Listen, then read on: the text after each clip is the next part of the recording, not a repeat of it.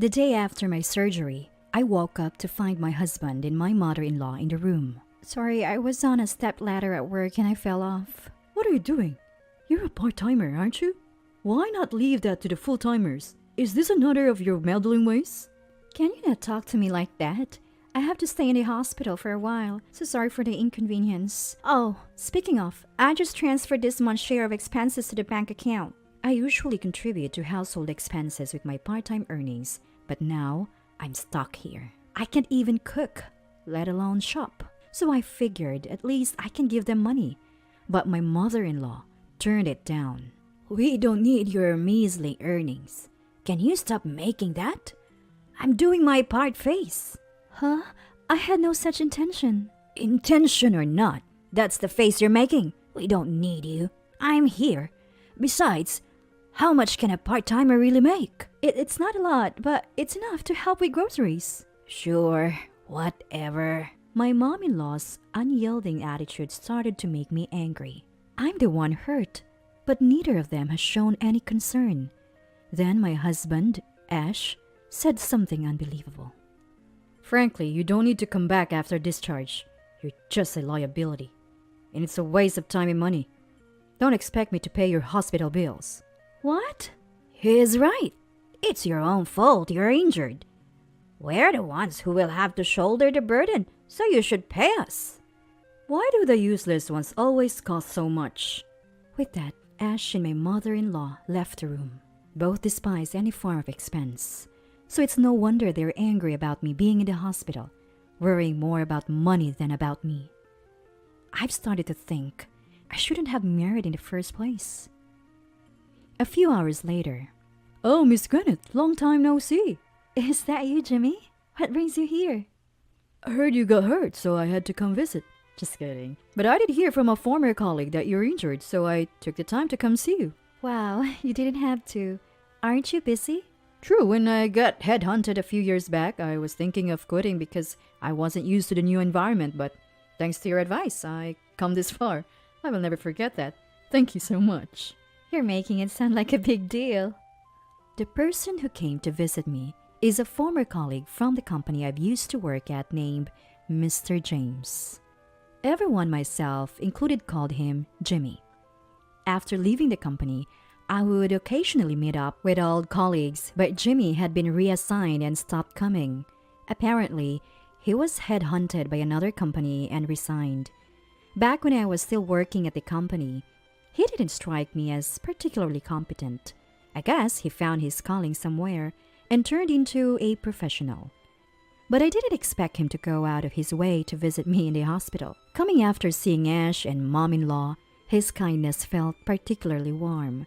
I was still frustrated from what Ash had said to me earlier, so I vented to Jimmy. Really? Your husband sounds quite harsh. This isn't a joke.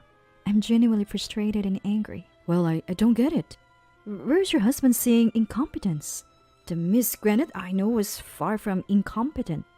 She was a talented worker. You were sorely missed when you left the company. Work and marriage are different, you know. Fair point. I've never met your husband. Is he younger than you? Yes, he is. That's why he's so attached to his mother. They're always together, and instead of defending me, he joins Mom in complaining about me. It's so annoying. Thanks though, Jimmy. Talking to you lightened my mood a bit. Once I'm better, let's go out for a meal and invite others too. Absolutely. I'll come by again when I have some time. And with that, Jimmy left the hospital room. He's like a close female friend in some ways. He's the same age as my husband, but he's so much more mature in what he says and does. The difference between them makes me indescribable. Well, I chose Ash, so it's also my fault. Later, I began rehabilitation. During my hospital stay, all I could think about was wanting to go home as soon as possible. But if I go home, Ash and mom-in-law will be there. I'd rather stay in the hospital. It's far less stressful. 2 weeks later, Ash comes to visit again, bringing mother-in-law with him. What do you want?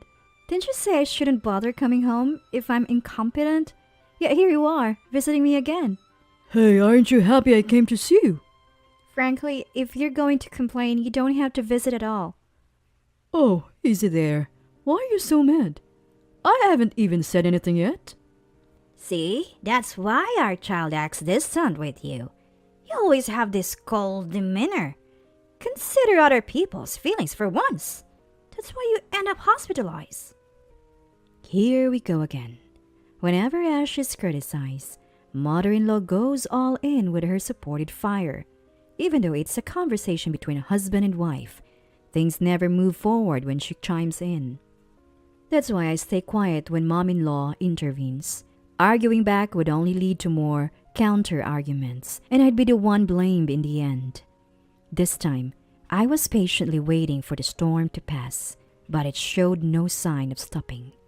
Worse still, they started talking about Ash's girlfriend. My son was thinking of marrying someone else before you, but they broke up over a trivial argument. He would have made amends if he'd apologized, but his pride's so high.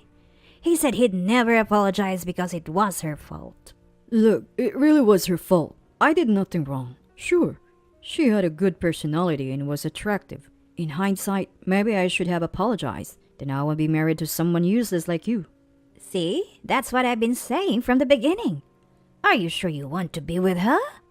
I always knew it was a bad idea. This proves I was right. It's just a fluke. I happened to choose an unsuitable partner this time. I'll be more careful choosing someone with similar sensibilities next time. The conversation was unbearable. I'm not the patient type to keep quiet forever. Moreover, this guy just mentioned choosing another partner. It seemed like he had thoughts of divorcing me. Well, it'll be a dream come true for me too. Frustrated, I let loose my anger on Ash and mother-in-law. You would have a lot to say, but this is just ridiculous. You mentioned I'm an unsuitable partner, but you're not even good enough to be called that. Initially, I thought you were decent, but it turns out you're just a mama's boy. Plus, mom is so fond of her son. Why don't you two just live together forever? Then no one would end up this unsuitable partner like me. You two seem to get along so well, why not? After saying all this, I felt a mix of regret and relief. What was funny though was the way both of their expressions changed from surprise to tense as I was saying this. Who do you think you're talking to? Where are your parents? What's with the attitude?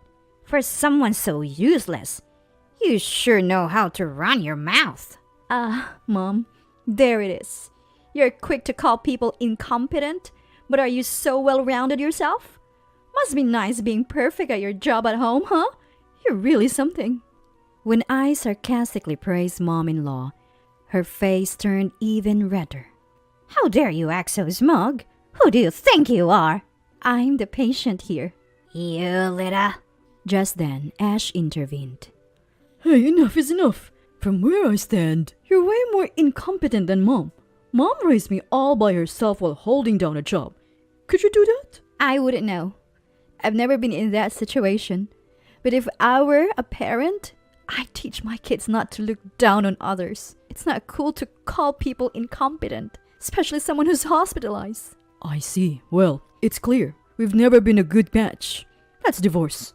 No point in staying together after all this. Fine by me. You were talking about being cautious with your next partner, right? That implies we're done. I wouldn't want to spend my life with you. Or your mother anyway. Huh. You do realize you'll be financially unstable if we divorce, right? How are you gonna afford these hospital bills? Let alone your living expenses. I got injured at work, so I'll get workers' compensation. And after that, got no plans, huh? Ash had a point. Even if I plan on finding a job immediately after the divorce, there's no guarantee that I'll find one quickly. Plus, it will take time to see any income. The situation isn't looking good. I need to figure something out before it's too late. I have been vocal until now, but the moment I stopped talking, they took the opportunity to go on the offensive. So you haven't thought it through? Tough break. But what's said is said. We both want this divorce. If you promise to obey me like a housemaid from now on, I might reconsider. Right, Mom? Yes, absolutely. Not happening. Can you please leave? You're polluting the air. You're a piece of work. Don't say I didn't warn you. You threw away your last chance. With that, Ash and mom-in-law left the room, sneering. I have to find a job soon. My current workplace won't cut it. I'll go anywhere that offers full-time employment. Just a few minutes later, Ash returned to the room.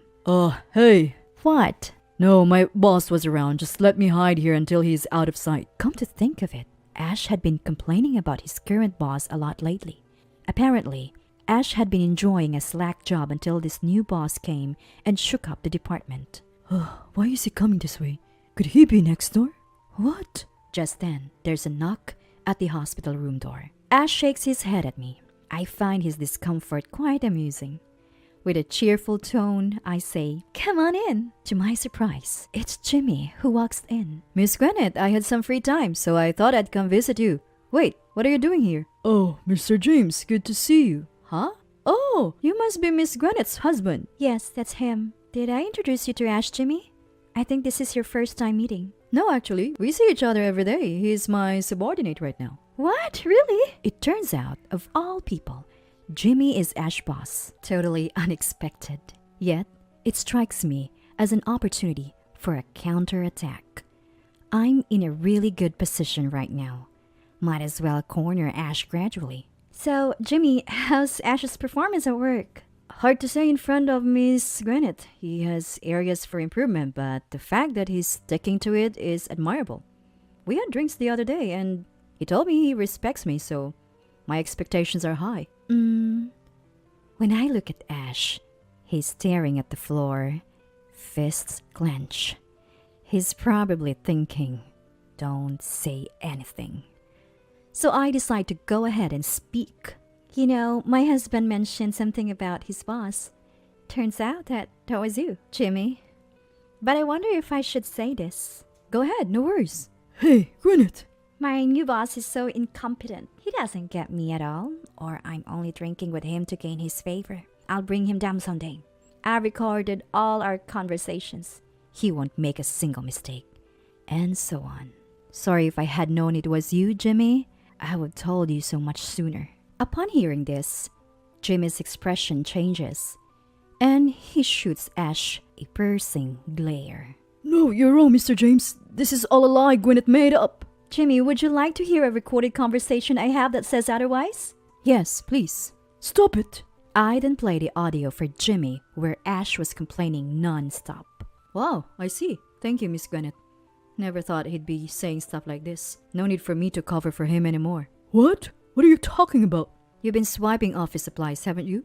What? Did you know we have surveillance cameras around the office? Maybe you thought no one checks them. There have been complaints about supplies disappearing or running out quickly. When we investigated, we found you were the one taking them. I was planning to question you about it soon, but now I'll just report this to the boss. Wait, what happens to me then? That's for the boss to decide. Don't know if you'll even be able to stay in your current department or the company for that matter. You can't. Oh, by the way, Miss Gwinnett, how about working for a company? We'd be better off with you than him. Really? Is that okay? It's fine. We'll likely have an opening soon. Jimmy turned to face Ash. I'd be delighted to be under Jimmy. I'll make sure not to get too familiar with you. Don't worry about it. You scum. You asked me earlier what I'd do after leaving the hospital. Remember? Now it's my turn to ask. What will you do without a job? Shut up! If you listen to me, I might consider letting you and your mother-in-law be my personal servants. Who would do that?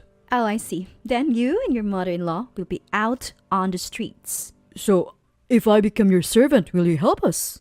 No way. I don't need a servant like you. What? So you have to try your best holding hands with your beloved mom. And so the episode came to a close. Later on, Ash was questioned by the company about the missing supplies and found to be reselling them. He was effectively fired. It was questioned by the police. Now, he's being supported by his mother-in-law's pension. Life's being tough. Even putting food on the table is a challenge. As for me, I started working under Jimmy.